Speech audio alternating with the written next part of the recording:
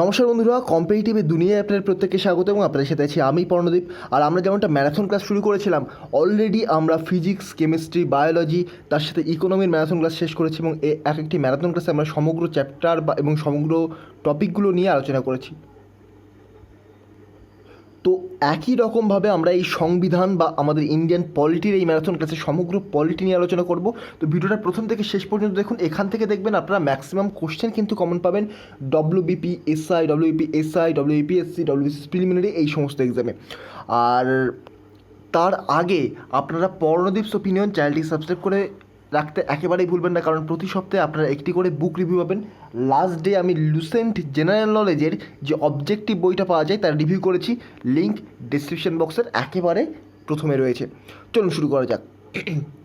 তো আমাদের যে পলিটি, ইন্ডিয়ান পলিটি, আমরা লক্ষ্মীকান্ত বলি বা অন্য যে কোনো বই দিয়ে শুরু করি, পলিটির আলোচনার একেবারে স্টার্টিং পয়েন্ট হলো হিস্টোরিক্যাল ব্যাকগ্রাউন্ড বা ঐতিহাসিক পটভূমি। তো এই হিস্টোরিক্যাল ব্যাকগ্রাউন্ড আমাদের সমস্ত পরীক্ষার জন্য অতটা ইম্পর্টেন্ট হয় না। তো হিস্টোরিক্যাল ব্যাকগ্রাউন্ড আমরা যদি ডব্লিউবিসিএস প্রিলিমিনারি অথবা ডব্লিউবি কনস্টেবল বা এই টাইপের এক্সাম দেখি, তখন আমাদের দুটি অ্যাক্ট সবচেয়ে গুরুত্বপূর্ণভাবে দেখতে হয়। একটা হচ্ছে গভর্নমেন্ট অফ ইন্ডিয়া অ্যাক্ট 1919 আর একটা হলো গভর্নমেন্ট অফ ইন্ডিয়া অ্যাক্ট 1935। এই দুটো অ্যাক্ট যদি আমরা ঠিকভাবে দেখে রাখতে পারি এই যে হিস্টোরিক্যাল ব্যাকগ্রাউন্ড থেকে, তাহলে কিন্তু আমাদের আর কোথাও বেশি অ্যাক্ট দেখার দরকার পড়ে না, শুধুমাত্র ডব্লিউবিসিএস প্রিলিমিনারি এবং অন্যান্য যে ডব্লিউপি, ডব্লিউপিএসসি, এসএসসি, রেলওয়ে এই টাইপের এক্সামের ক্ষেত্রে। আপনি যদি ডব্লিউবিসিএস মেন্স দেন, এসএসসি সিজিএল বা সিপিও দেন, অথবা আপনি যদি অন্য এক্সাম যেমন ধরুন ইউপিএসসি প্রিলিমিনারি দেন, তাহলে কিন্তু আপনার অবশ্যই দেখা লাগবে প্রত্যেকটা অ্যাক্টকে। তো আমরা যেহেতু এটা ডব্লিউপি, তারপর ডব্লিউবিপিএসসি, ডব্লিউবিসিএস প্রিলিমিনারির জন্য আলোচনা করছি, তো এখানে বলি আমরা শুধুমাত্র আলোচনা করব গভর্নমেন্ট অফ ইন্ডিয়া অ্যাক্ট এবং 1919 সালের যে মন্টেগু চেমসফোর্ড অ্যাক্ট ছিল সেটা। তো দেখুন, আমরা প্রথমে বলে দিই 1919 সালের যে মন্টেগু চেমসফোর্ড অ্যাক্ট, তার সবচেয়ে গুরুত্বপূর্ণ যে পয়েন্ট সেটা হলো 1919 সালে ডায়ার্কি প্রথা চালু হয়। 1919 সালে ডায়ার্কি প্রথা চালু হয়। আর এইখানে গভর্নমেন্ট অফ ইন্ডিয়া 1935 সালে এখানে কিন্তু এই ডায়ার্কি প্রথার অ্যাবলিশ হয়। তো এই দুটো তথ্য মনে রাখুন। তাছাড়া এখান থেকে আরও কয়েকটি তথ্য আমাদের দেখতে হবে, তার কারণ এই যে 1935 সালের গভর্নমেন্ট অফ ইন্ডিয়া এখান থেকে আমাদের কনস্টিটিউশনের অনেক কিন্তু বেসিক্স নেওয়া হয়েছে। আর ডায়ার্কি হচ্ছে দু ধরনের শাসন ব্যবস্থা, একই গভর্নমেন্টের আন্ডার থেকে দুই ধরনের শাসন ব্যবস্থা, এটাই হচ্ছে সাধারণত এক কথায় বলতে গেলে ডায়ার্কি। তো এখানে দেখুন residuary power were present with the viceroy, এটা ভেরি ভেরি ইম্পর্টেন্ট, ইউপিএসসি প্রিলিমিনারিতে এর আগে কোশ্চেন এসেছিল। তারপর দেখুন এই যে dyarchy, abolish dyarchy in provinces and introduced in the it in centre. তো ডায়ার্কিকে অ্যাবলিশ করা হয় এবং সেটাকে সেন্টারের আন্ডারে ফেলা হয়। তারপরে বলতে দেখুন introduce bicameralism in 6 out of 11 province. তো প্রথমে যে বাই ক্যামেরালিজম সেটা কিন্তু 1919 সালেই চালু হয়, কিন্তু 1935 সালের গভর্নমেন্ট অফ ইন্ডিয়ান অ্যাক্ট এখানেও কিন্তু বাই ক্যামেরালিজমের কথা বলা হয়, যেখানে 6টা করা হয় 11টা প্রভিন্সের মধ্যে 6টা।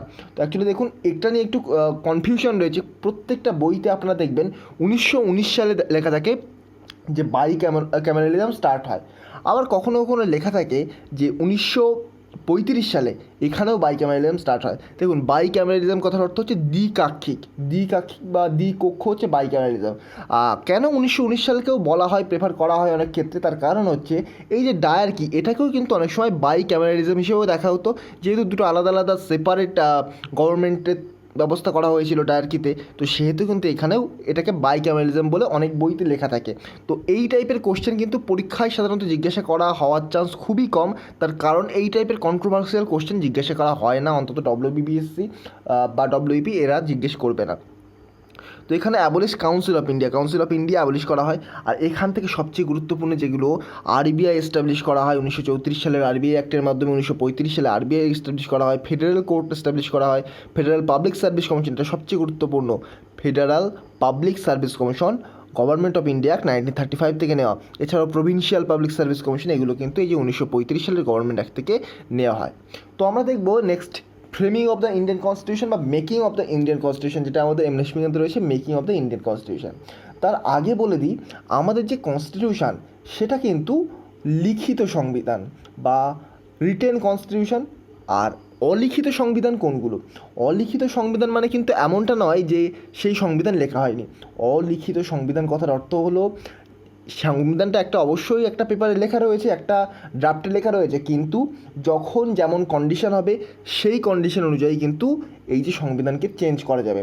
তো আমাদের কনস্টিটিউশনকে কিন্তু এরকম চেঞ্জ করা যায় না, আমাদের কনস্টিটিউশনের বেসিক স্ট্রাকচারকে এক রেখে শুধুমাত্র অ্যামেন্ড করা যায়, কিন্তু এরকম চেঞ্জ করা যায় না। আর ভারতের সংবিধান মনে রাখবেন বিশ্বের সর্বাপেক্ষা বৃহৎ লিখিত সংবিধান। আর এই যে সংবিধানের প্রয়োজনীয়তা প্রথম কে অনুভব করেন? 1934 সালে এম.এন. রয় বা মানবেন্দ্রনাথ রয়, তিনি কিন্তু প্রথম একজন কমিউনিস্ট ব্যক্তি হিসেবে এই সংবিধানের কথা প্রথম তোলেন বা সংবিধানের প্রথম সাজেশান দেন এই যে এম.এন. রয়। দেখুন এম.এন. রয়ের সম্পর্কে একটা গল্প রয়েছে। এম.এন. রয় তিনি কমিউনিস্ট, তো লেনিনের সাথে দেখা করতে গেছিলেন এম.এন. রয়। তো তিনি যখন দেখা করতে গেছিলেন, লেনিন বললেন যে আপনি এখানে কি করছেন, আপনি নিজের দেশে গিয়ে দেশের জন্য কিছু করুন। তখন এম.এন. রয় এসে বিভিন্ন কমিউনিস্ট অর্গানাইজেশনের সাথে কথাবার্তা বলে এবং ভারতবর্ষে কমিউনিস্ট অ্যাক্টিভিটি কিন্তু চালু করেন এই যে এম.এন. রয়। অ্যাকচুয়ালি তখনও কিন্তু আমাদের ভারতবর্ষে কমিউনিস্ট যে অ্যাক্টিভিটি সেটা অতটাও দৃঢ় হয়নি। কমিউনিস্ট অ্যাক্টিভিটির মধ্যে সোশ্যালিজম অনেকটা ক্যারি করে। আর কমিউনিজম আমরা কার্ল মার্কসে যখন দেখব, কোনো একদিন কার্ল মার্কস নিয়ে আলোচনা করব, তখন আমরা কমিউনিজম সম্পর্কে জানব। তো এই যে এম.এন. রয় 1934 সালে প্রথম কিন্তু সংবিধান রচনার পরামর্শ দেন। তো আমাদের কনস্টিটিউশন গ্রহণের পূর্বে আমাদের কনস্টিটিউশন অ্যাসেম্বলি গঠিত হয়েছিল বা গণপরিষদ গঠিত হয়েছিল। তো এই গণপরিষদ কবে গঠিত হয়, আর এই গণপরিষদের গঠনের দরকার বা কী পড়লো? তো আমাদের যে কনস্টিটিউশন তৈরি করা হবে তার জন্য নিশ্চয়ই একটা কমিটি দরকার, অনেক রিকমেন্ডেশন দরকার, অনেক আমাদের তথ্য দরকার, অনেক পড়াশোনা দরকার এবং অনেক রিসার্চ দরকার। তো তার জন্য কিন্তু 1946 সালের 9ই ডিসেম্বর এই গণপরিষদ গঠন করা হয়। তো এই যে গণপরিষদের প্রথম যিনি প্রেসিডেন্ট ছিলেন তার নাম হচ্ছে ডক্টর সচিদানন্দ সিনহা। গণপরিষদের প্রথম প্রেসিডেন্ট ছিলেন ডক্টর সচিদানন্দ সিনহা, কারণ তিনি ছিলেন সেই গণপরিষদের সবচেয়ে বয়োজ্যেষ্ঠ ব্যক্তি। তিনি কিন্তু অস্থায়ী টার্মের জন্য ছিলেন, কিন্তু কিছুদিন পরে গণপরিষদের স্থায়ী যে প্রেসিডেন্ট তাকে নিযুক্ত করা হয়, তার নাম কি? ডক্টর রাজেন্দ্র প্রসাদ। পরীক্ষায় যদি তাহলে ডিরেক্টলি কোশ্চেন আসে গণপরিষদের প্রথম স্থায়ী প্রেসিডেন্টকে? ডক্টর রাজেন্দ্র প্রসাদ। পরীক্ষায় যদি কোশ্চেন আসে গণপরিষদের প্রথম প্রেসিডেন্টকে, তাহলে অ্যান্সার হয়ে যাবে ডক্টর সচিদানন্দ সিনহা। তো এইভাবে 9ই ডিসেম্বর 1946 সালে প্রথম কনস্টিটিউশন অ্যাসেম্বলি বা প্রথম গণপরিষদের বৈঠক অনুষ্ঠিত হয়। তো এই অনুষ্ঠানে কিন্তু মুসলিম লীগ, তারপরে কংগ্রেস সবাইকেই ডাক দেওয়া হয়, কিন্তু মুসলিম লীগ এখানে যোগদান করে না। টোটাল তাহলে মেম্বার কতজন হয়? মুসলিম লীগ যোগদান না করার জন্য এই গণপরিষদের প্রথম যে অধিবেশন সেখানে টোটাল মেম্বার দাঁড়ান 211 জন সেখানে মেম্বার উপস্থিত হন এবং মুসলিম লীগ এই যে বৈঠকটাকে এটাকে বয়কট করে। তো তারপরে আমাদের ড্রাফট কনস্টিটিউশন তৈরি করা হলো। ড্রাফট কনস্টিটিউশন তৈরি করার পর অনেক রিকমেন্ডেশন নেওয়া হলো, বাইরে সেই কনস্টিটিউশনটা অর্থাৎ যে ড্রাফট কনস্টিটিউশন সেটা বাইরে ছেড়ে দেওয়া হলো, বিভিন্ন নিউজ পেপারের মাধ্যমে ছেড়ে দেওয়া হলো, সাধারণ মানুষ অনেক লেটারের মাধ্যমে অনেক রকমের রিকমেন্ডেশন দিলেন, অনেক সংশোধনের কথা বলা হলো। তো তারপরে কিন্তু আবার সেই যে ড্রাফট কনস্টিটিউশন সেটাকে নিয়ে অনেক রকম সংশোধন করা হলো। তো যাই হোক, এই যে নাম্বারটা অত ইম্পর্টেন্ট নয়, পরীক্ষার জন্য ইম্পর্টেন্ট নয় যে কতবার সংশোধনের কথা বলা হয়েছিল, কতগুলো সংশোধন করা হয়েছিল মার্কেটে ছেড়ে দেওয়ার পরে বা সবার সামনে আনার পরে কনস্টিটিউশন, অতটা ইম্পর্টেন্ট নয়। তবে ইম্পর্টেন্ট হলো আমাদের কনস্টিটিউশন তৈরি হতে কিন্তু টাইম লেগেছিল 2 বছর 11 মাস 18 দিন। কোনো বইতে এটা 2 বছর 11 মাস 17 দিন থাকবে, কিন্তু এটাকে সবসময় অ্যাটেম্প্ট করবেন 2 বছর 11 মাস 18 দিন। তার কারণ এম লক্ষ্মীকান্ত এটা রয়েছে, আর এম লক্ষ্মীকান্ত থেকেই কিন্তু পরীক্ষায় কোশ্চেন আসে। অ্যাকচুয়ালি পরীক্ষায় কোশ্চেন আসে এম লক্ষ্মীকান্ত থেকে নয়, এম লক্ষ্মীকান্ত থেকে কিন্তু বেস্ট বুক ধরা হয়, কারণ এম লক্ষ্মীকান্তে ভুল থাকার চান্সটা তুলনামূলক অন্যান্য বইয়ের থেকে কম। তো 2 বছর 11 মাস 18 দিন এটাই কিন্তু কারেক্ট অ্যান্সার হবে। তো আমাদের এই সংবিধান তৈরি করতে লেগেছিল 2 বছর 11 মাস 18 দিন। তো তারপরে আমাদের সংবিধান গ্রহণ করা হয় 1949 সালের 26শে নভেম্বর আমাদের সংবিধান গ্রহণ করা হয় এবং প্রেসিডেন্ট ডক্টর রাজেন্দ্র প্রসাদের দ্বারা এটা সাইন করা হয়। ফাইনালি আমাদের এই যে সংবিধান তৈরি হয়ে গেল, এটা 1950 সালের 26শে জানুয়ারি থেকে এই যে সংবিধান আমাদের কার্যকরী হয়ে যায়। তো তাহলে পরীক্ষায় যদি কোশ্চেন আসে আমাদের সংবিধান কবে গ্রহণ করা হয় বা অ্যাডপ্ট করা হয়? 1949 সালের 26শে নভেম্বর। আর কবে কার্যকরী হয় বা কেম টু ইন ফোর্স? সেটা 1950 সালের 26শে জানুয়ারি। তো এখানে আমি আরও কয়েকটি তথ্য বলে দিই। ডক্টর রাজেন্দ্র প্রসাদ অবশ্যই ছিলেন সেখানকার স্থায়ী প্রথম প্রেসিডেন্ট, কিন্তু এখানে আরেকটা নাম মনে রাখতে হবে আমাদের, H.C. মুখার্জি। তিনি কিন্তু প্রথম ভাইস চেয়ারম্যান হিসেবে নিযুক্ত হন। তো আমরা প্রিএমবেল যখন দেখব তখন আমরা অবজেক্টিভ রেজলিউশনটা দেখে নেবো, তারপর আমরা নেক্সট স্লাইডে চলে যাব। তো নেক্সট স্লাইডে কী আছে, নেক্সট স্লাইডে দেখে নিই ইন্টারিম গভর্নমেন্ট ভাইসরয়স এক্সিকিউটিভ কাউন্সিল। তো 1946 সালে সাধারণত 2রা সেপ্টেম্বর, অক্টোবর নয় সেপ্টেম্বর, 1946 সালের 2রা সেপ্টেম্বর ভারতে অন্তর্বর্তী বা ইন্টারিম গভর্নমেন্ট গঠিত হয়। তো এই ইন্টারিম গভর্নমেন্টের কয়েকটি তথ্য আপনাদের মনে রাখতে হবে। কোন পদে কে কে ছিলেন? ভাইস প্রেসিডেন্ট ছিলেন এখানে জওহরলাল নেহরু, এটা মনে রাখতে হবে। এবং এখানে বৈদেশিক বিষয় এবং কমনওয়েলথ সম্পর্কে কিন্তু এই একই জওহরলাল নেহরু ছিলেন। এগ্রিকালচারাল অ্যান্ড ফুড, এখানে রাজেন্দ্র প্রসাদ ছিলেন, মনে রাখতে হবে। এখান থেকে ডিফেন্স ভেরি ইম্পর্টেন্ট, বহুবার পরীক্ষায় এর আগে এসেছে, বলদেব সিং ডিফেন্সের। ফিনান্সটা ইম্পর্টেন্ট, লিয়াকত আলী খান, পরীক্ষায় কোশ্চেন এসেছে। এডুকেশন এসেছে চক্রবর্তী রাজা গোপালাচারী। এছাড়াও home affairs information and broadcasting Vallabhbhai Patel, এটাও এসেছে। লেবার জগজীবন রাম এসেছে। সিএইচ ভাবা ওয়ার্ডস মাইনার পাওয়ার, এইগুলো কিন্তু এসেছে। তো এইগুলো একটু ভালো করে দেখে রাখবেন। আর এখানে কিন্তু আমাদের কনস্টিটিউশন তৈরি হওয়ার সময় অনেকগুলো কমিটি তৈরি করার কথা হয়েছিল এবং কমিটিগুলো কিন্তু তৈরিও হয়েছিল। আমি কোনো রকম সেরকম ভালো কোনো স্লাইড পাইনি, তো আমি আনতে পারলাম না। তবে আমি বলে দিচ্ছি, আপনারা যে কোনো একটা বই থেকে এই কমিটিগুলোর নাম আরেকবার দেখে নেবেন। আমি একটা ফ্রেশ পেজ নিয়ে কমিটিগুলোর নাম বলে দিচ্ছি। 1 নম্বর কমিটি, সবচেয়ে গুরুত্বপূর্ণ 1 নম্বর কমিটি হচ্ছে ইউনিয়ন পাওয়ার কমিটি। ইউনিয়ন পাওয়ার কমিটি। 2 নম্বর হচ্ছে ড্রাফটিং কমিটি। ড্রাফটিং কমিটি নিয়ে আমরা আলোচনা করব আজকে, কিন্তু এই কমিটিগুলোর চেয়ারপারসন বা নেত্রীর নাম বা নেতার নাম মনে রাখবেন। 3 নম্বর হলো স্টিয়ারিং কমিটি।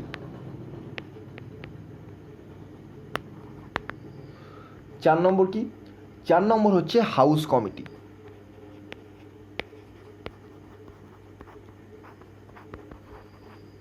5 নম্বর কি? 5 নম্বর হচ্ছে ফ্ল্যাগ কমিটি। আরেকটা আমাদের রয়েছে, সেটা হলো ফান্ডামেন্টাল রাইটস কমিটি। 6 নম্বর হলো ফান্ডামেন্টাল রাইটস কমিটি। তো এই কমিটিগুলোর নাম আপনাদের মোটামুটি মনে রাখতে হবে। আর একটা প্রদেশগুলোর যে গঠন সংক্রান্ত কমিটি বা বিভিন্ন যে রাজ্য গঠন করা হবে, সেটা লিঙ্গুইস্টিক বেসিসে করা হবে নাকি অন্য কোনো বেসিসে করা হবে, সেই যে রাজ্যগুলোর কমিটি, সেই কমিটিগুলোর নাম, এই কয়েকটা 6 থেকে 7টা কমিটির এবং নাম এবং তাদের নেতৃত্ব কে দিয়েছিলেন বা সভাপতি কে ছিলেন, এদের নামটা একটু মনে রাখতে হবে। নেক্সট আমরা দেখব আমাদের যে কনস্টিটিউশন, আমাদের এই কনস্টিটিউশন প্রত্যেকটা দেশের, প্রত্যেকটা নয় বেশিরভাগ দেশের ভালো দিক থেকে, বেশিরভাগ দেশের কনস্টিটিউশনের ভালো দিক থেকে বেছে বেছে নিয়ে কিন্তু আমাদের এই কনস্টিটিউশন তৈরি করা হয়েছিল। তো আমাদের এই কনস্টিটিউশন কোথা থেকে নেওয়া হয়েছিল? যেমন ধরুন ইউএসএ থেকে সবচেয়ে গুরুত্বপূর্ণ যেটা ফান্ডামেন্টাল রাইট নেওয়া হয়েছিল। ইউএসএ থেকে তো শুধুমাত্র ফান্ডামেন্টাল রাইট নেওয়া হয়নি, ইউএসএর থেকে ফান্ডামেন্টাল রাইট নেওয়া হয়েছিল, তার সাথে স্বতন্ত্র এবং নিরপেক্ষ আদালত নেওয়া হয়েছিল, প্রিএমবেল নেওয়া হয়েছিল, ভাইস প্রেসিডেন্ট নেওয়া হয়েছিল, impeachment of supreme court and high court জাজেস এটা নেওয়া হয়েছিল, ইমপিচমেন্ট অফ প্রেসিডেন্ট এটাও নেওয়া হয়েছিল, আদালতের যে পুনরাবলোকন ক্ষমতা সেটাও নেওয়া হয়েছিল, যেটা আমরা একটু পরে আলোচনা করব। তারপরে ইউকে থেকে বা ইউনাইটেড কিংডম, সেখান থেকেও প্রচুর জিনিস নেওয়া হয়েছিল, যেমন ধরুন সংসদীয় ব্যবস্থা, পার্লামেন্টারি সিস্টেম, এক নাগরিকত্ব, সিঙ্গেল সিটিজেনশিপ, আইনের যে অনুশাসন, ক্যাবিনেট ব্যবস্থা, law making procedure, controller and auditor general of India, এগুলো কিন্তু এই যে ইউকে থেকেই নেওয়া হয়। ফ্রান্স থেকে কী কী নেওয়া হয়? তো ফ্রান্স থেকে কিন্তু সবচেয়ে গুরুত্বপূর্ণ যেটা প্রজাতন্ত্র এবং স্বাধীনতা, সাম্য ও সৌভ্রাতৃত্বের আদর্শ। আমরা যখন আমাদের প্রিএমবেল পড়ব, প্রিএমবেলে দেখতে পাবেন ওখানে ফ্রাটার্নিটি বলে টার্ম রয়েছে। তো এই ফ্রাটার্নিটি টার্মটা কিন্তু এখান থেকেই নেওয়া। এই যে দেখতে পাচ্ছেন ফ্রাটার্নিটি, ইকুয়ালিটি, লিবার্টি, এগুলো কিন্তু ফ্রান্সের থেকেই নেওয়া। নেক্সট রয়েছে কানাডা। কানাডার সংবিধান থেকে কী নেওয়া হয়? যে আমাদের কেন্দ্রপ্রবণ যুক্তরাষ্ট্রীয় ব্যবস্থা বা কোয়াসি ফেডারেল সিস্টেম রয়েছে, সেটা আমাদের নেওয়া কানাডার হাতে। আর কেন্দ্রের হাতে যে ক্ষমতা, তার কেন্দ্র এবং স্টেটের হাতে যে ক্ষমতা থাকে, তার অবশিষ্ট যে ক্ষমতা সেটা কিন্তু কেন্দ্রের হাতেই বজায় থাকবে, সেটা কানাডা থেকে নেওয়া। আয়ারল্যান্ড থেকে কে নেওয়া? আয়ারল্যান্ড থেকে নেওয়া হয়েছে ডিপিএসপি, অর্থাৎ directive principle of state policy. এছাড়াও রাষ্ট্রপতির যে নির্বাচন প্রক্রিয়া, রাজ্যসভার যে প্রার্থীদের মনোনয়ন, সেগুলো কিন্তু এই যে আয়ারল্যান্ড থেকে নেওয়া। এছাড়াও জার্মানি থেকে কী নেওয়া হয়েছে? জার্মানি খুব important, suspension of fundamental rights during emergency, অর্থাৎ এমার্জেন্সির সময় ফান্ডামেন্টাল রাইটগুলোকে একেবারে খর্ব করা, এটা কিন্তু জার্মানি থেকে নেওয়া। তো আমরা এখানে আপনারা আরেকবার দেখে নিতে পারেন যে গভর্নমেন্ট অফ ইন্ডিয়া কি নেওয়া, federal scheme, office of governor, judiciary, public service commission, emergency provision and administrative details, British constitution থেকে parliamentary system, rule of law, legislative procedure, single citizenship, cabinet system, prerogative writs, parliamentary privilege, bicameralism, এগুলো British constitution থেকে নেওয়া। US থেকে নেওয়া কী কী, fundamental rights, independence of judiciary, judicial review, impeachment of president, removal of supreme court judge and high court judges and post of vice president, এগুলো কিন্তু US থেকে নেওয়া। আইরিশ বা আয়ারল্যান্ড থেকে নেওয়া, ডিপিএসপি নেওয়া হয়েছে, nomination of members of Rajya Sabha নেওয়া হয়েছে, method of election of president নেওয়া হয়েছে, কানাডার কনস্টিটিউশন থেকে কী নেওয়া, এগুলো এখানে দেখে নিন। এতক্ষণ যেটা যেগুলো বললাম সেগুলোই কিন্তু এখানে রয়েছে। এবার আমরা চলে আসবো ড্রাফটিং কমিটি সম্পর্কে। সবচেয়ে গুরুত্বপূর্ণ কমিটি আমাদের কনস্টিটিউশন তৈরি করার সময় সবচেয়ে গুরুত্বপূর্ণ যে কমিটি সেটা হলো ড্রাফটিং কমিটি বা খসড়া কমিটি। তবে একটা জিনিস মনে রাখবেন, সংবিধান তো তৈরি করা হয়েছিল, তো সংবিধানে অবশ্যই একজন উপদেষ্টা ছিলেন বা সংবিধানের উপদেশ দিয়েছিলেন কেউ একজন, তার নাম কি, তার নাম হচ্ছে বি.এন. রাও। নামটা খুব মনে রাখবেন, বি.এন. রাও। তো এই যে ড্রাফটিং কমিটির চেয়ারম্যান কে ছিলেন, সবচেয়ে গুরুত্বপূর্ণ হচ্ছে ড্রাফটিং কমিটির চেয়ারপারসনের নাম, তার নাম হচ্ছে ডক্টর বি.আর. আম্বেদকর। এছাড়াও ডক্টর বি.আর. আম্বেদকর ছাড়া ড্রাফটিং কমিটির টোটাল 6জন মেম্বার ছিলেন। তো এখানে দেখতে পাচ্ছেন 7জন, আমি একটু পরে বলছি কেন এখানে 7জন লেখা রয়েছে। Doctor B.R.. আম্বেদকর ধরে তো 8জন হয়ে যাচ্ছে। তো বাকি মেম্বারগুলো কারা, Alladi Krishnaswami Ayyangar, DP Aiyar, DP Khaitan, N Madhavrao, K M Munshi, N Gopalaswami, T Krishnamachari এবং সৈয়দ মোহাম্মদ সাউদুল্লাহ। তো এর মধ্যে বিএল মিত্রের জায়গায় এন মাধবরাও আসেন এবং ডিপি খৈতানের জায়গায় টি কৃষ্ণমাচারী আসেন। তো এই জন্যই কিন্তু এই মেম্বার সংখ্যা একটু বেড়ে যায়, 8জন হয়ে গেছে এখানে ডক্টর বি.আর. আম্বেদকর ছাড়া। তো বি.আর. আম্বেদকর বাদে এখানে তাহলে 6জন মেম্বার হচ্ছে, যদি আমরা এইগুলোকে বাদ দিই। তো নেক্সট রয়েছে আমাদের প্রিএমবেল সম্পর্কে দেখব। প্রিএমবেল কি, তো 1946 সালের 13ই ডিসেম্বর, সালটা এবং তারিখটা মনে রাখবেন, 1946 সালের 13ই ডিসেম্বর ডক্টর জওহরলাল নেহেরু ভারতের সংবিধানের অবজেক্টিভ রেজলিউশন পাশ করেন। দ্য অবজেক্টিভ রেজলিউশন বা সমূহ সংক্রান্ত প্রস্তাব পাশ করেন ডক্টর জওহরলাল নেহেরু 1946 সালের 13ই ডিসেম্বর। তো এইটাই কিন্তু পরবর্তীকালে সর্বসম্মতভাবে স্বীকৃত হয় এই যে দ্য প্রিএমবেল অফ ইন্ডিয়া নামে। তো প্রিএমবেল হচ্ছে সমগ্র কনস্টিটিউশনের একটা ছোট্ট বলতে পারেন জিস্ট, সমগ্র কনস্টিটিউশনের জিস্ট বলতে পারেন এই প্রিএমবেলকে। আপনি যদি প্রিএমবেলটা পড়েন একবার, তাহলে আপনি বুঝতে পারবেন আমাদের কনস্টিটিউশনে কী বলতে চাওয়া হয়েছে। তো এখানে একবার প্রিএমবেলটা পড়ে দেখুন, এখানে সবচেয়ে ইম্পর্টেন্ট টার্ম যেগুলো সেগুলো এক এক করে অ্যানালাইসিস করবে এবারে। যার মধ্যে প্রথমে রয়েছে we the people of India having সোলেমলি resolve two constitute India into sovereign socialist secular Democratic Republic. সবচেয়ে গুরুত্বপূর্ণ, আপনাদের পরীক্ষায় কিন্তু ডিরেক্টলি জিজ্ঞাসা করা হতে পারে sovereign socialist secular Democratic Republic পর সাজান, হয়তো একটু ওলটপালটভাবে দেওয়া থাকবে কিন্তু আপনাকে বলা হবে পর সাজান। আর এই প্রিএমবেল অবশ্যই কিন্তু আমাদের আমেরিকার কনস্টিটিউশনের কাছ থেকে নেওয়া হয়েছে। এখানে দেখুন সোভরেন কথার অর্থ কী। সোভরেন কথার অ্যাকচুয়াল বাংলা অর্থ বলতে গেলে সার্বভৌম কথার আবার অ্যাকচুয়ালি মিনিং দেখতে গেলে আমরা দেখব যে ভারতবর্ষ কিন্তু অভ্যন্তরীণ এবং বাহ্যিক কোনো দিক থেকেই কোনো বাইরের দেশের প্রভাবাধীন নয়। অনেক সময় একটা কন্ট্রোভার্সি ওঠে যে ভারত কমনওয়েলথের সদস্য, সেহেতু কিন্তু ভারত সার্বভৌম নয়। এটা কিন্তু একেবারে বাজে কথা। তার কারণ ভারত কমনওয়েলথের সদস্যপদ নিজে গ্রহণ করেছে, যখন খুশি কিন্তু ভারত সেই কমনওয়েলথের সদস্যপদ ত্যাগ করতে পারে। কখনো কারোর সাথে কন্ট্রোভার্সিতে যাবেন না, এইসব নিয়ে ফালতু যারা জানে না তারা কিন্তু কন্ট্রোভার্সি করতে থাকবে। নেক্সট রয়েছে আমাদের সবচেয়ে গুরুত্বপূর্ণ সোশ্যালিস্ট। তো সোশ্যালিস্ট কথার অর্থ হচ্ছে আমাদের সমতা, আমাদের যে অ্যাকচুয়ালি যে পাওয়ার সেটা কিন্তু একটা শ্রেণীর কাছে নেই, সেটা সমগ্র সোসাইটির কাছে বণ্টিত রয়েছে। এটা যতটা শুনতে ভালো লাগে ততটাই কিন্তু আমাদের সোসাইটির ক্ষেত্রে ইমপ্লিমেন্ট হয়নি। অ্যাকচুয়ালি আমাদের সোসাইটিকে বর্তমানে এই কোভিড-19 সময়ে কিন্তু বা কোভিড-19 পরে কিন্তু সোশ্যালিস্ট আর একেবারেই বলা যায় না। তার কারণ ক্যাপিটালিস্টিক সোসাইটি কিন্তু তৈরি হয়ে যাচ্ছে এবং সেটা কিন্তু খুব একটা ভালো দিক নয় সাধারণ মানুষের পক্ষে, বা গরিব আরও গরিব হবে, বড়লোক আরও বড়লোক হবে, এটাই কিন্তু ক্যাপিটালিস্টিক সোসাইটির একমাত্র উদ্দেশ্য। আর সেক্ষেত্রে কিন্তু মানুষের ডিমান্ড অনুযায়ী নয়, মানুষের যে চাহিদা অনুযায়ী নয়, সেখানে মানুষের লাভ অনুযায়ী সেখানে কিন্তু সাপ্লাই করা হয়, জিনিসপত্র সাপ্লাই করা হয়। নেক্সট রয়েছে সেকুলার কান্ট্রি। অবশ্যই ভারত একটি সেকুলার কান্ট্রি, তার কারণ ভারতের সর্বধর্ম সমন্বয়ে দেখা যায় প্রত্যেকটা ধর্মের মানুষ এখানে নির্বিশেষে বাস করতে পারেন এবং প্রত্যেকটা ধর্ম এখানে কিন্তু স্বীকৃত, এখানে কোনো ধর্ম তাকে অবহেলা করা হয় না ভারতবর্ষে, এটাই হচ্ছে সেকুলারের মিনিং। এবং রাষ্ট্রীয় ধর্ম হিসেবে কোনো ধর্মকে স্বীকৃতি দেওয়া হয়নি এখানে। নেক্সট রয়েছে ডেমোক্রেটিক কথার অর্থ হচ্ছে গণতান্ত্রিক, অর্থাৎ আপনি আপনার যে এমএলএ হবে বা এমপি হবে, আপনার প্রভিন্সের এমএলএ এমপি আপনিই তাকে চুজ করেন। নেক্সট রয়েছে রিপাবলিক কথার অর্থ হচ্ছে সাধারণতান্ত্রিক বা প্রজাতান্ত্রিক, আর যার অর্থ হচ্ছে আমাদের যে রাষ্ট্রপতি তাকে কিন্তু চুজ করা হয়, তিনি কিন্তু ইলেক্টেড হন, তার পদ বংশানুক্রমিক নয়, এটাই হচ্ছে রিপাবলিকের মানে। এছাড়াও জাস্টিস, লিবার্টি কথার অর্থ হচ্ছে স্বাধীনতা অনেকটা বলতে পারেন। জাস্টিস, লিবার্টি, ইকুয়াল, ফ্র্যাটার্নিটি এগুলো কিন্তু আমাদের প্রিএমবেলে রয়েছে। এছাড়াও তো প্রিএমবেলে আমাদের 3টে টার্ম বা 3টে সংজ্ঞা কিন্তু আমাদের মুখস্থ করতে হবে, এটা আপনারা ডব্লিউবিসিএস ম্যানুয়ালে পেয়ে যাবেন। 1 নম্বর কি, N.A. পালকিওয়ালা বলেছিলেন identity card of the constitution, K.M. Munshi বলেছিলেন political horoscope of the Indian constitution, আর ঠাকুরদাস ভার্গব বলেছিলেন soul of the Indian constitution. তো soul of the Indian constitution Thakurdas Bhargava বলেছিলেন, আর ডক্টর বি.আর. আম্বেদকর কিন্তু রিটকে, আমাদের কনস্টিটিউশনের যে রিট রয়েছে সেটাকে বলেছিলেন the soul of Indian constitution and very heart of it. দুটোকে গুলিয়ে ফেলবেন না, এখান থেকে কিন্তু প্রিভিয়াস ইয়ার্সে কোশ্চেন এসেছে এই 3টে সংজ্ঞার মধ্যে থেকে। আরেকটা সবচেয়ে গুরুত্বপূর্ণ জিনিস, এই যে আমাদের প্রিএমবেল, এই প্রিএমবেলের বেসিসে কিন্তু আপনি কখনো আদালতে যেতে পারবেন না, অর্থাৎ এই প্রিএমবেল আদালত দ্বারা এনফোর্সেবল নয়।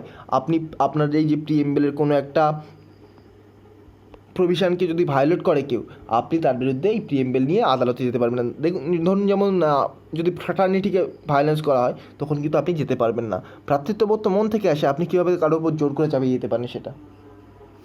নেক্সট আমরা দেখব 12 schedule of the Indian constitution. আমাদের ভারতের সংবিধানের যে বৈশিষ্ট্যগুলো সেগুলো আর দেখবো না, তার কারণ বৈশিষ্ট্য দেখতে গেলে আমাদের প্রচুর টাইম লেগে যাবে এবং বৈশিষ্ট্য দেখার দরকার নেই। আপনি যদি কনস্টিটিউশনটা পড়ে থাকেন তাহলে বৈশিষ্ট্য আপনি এমনিই বুঝতে পারবেন।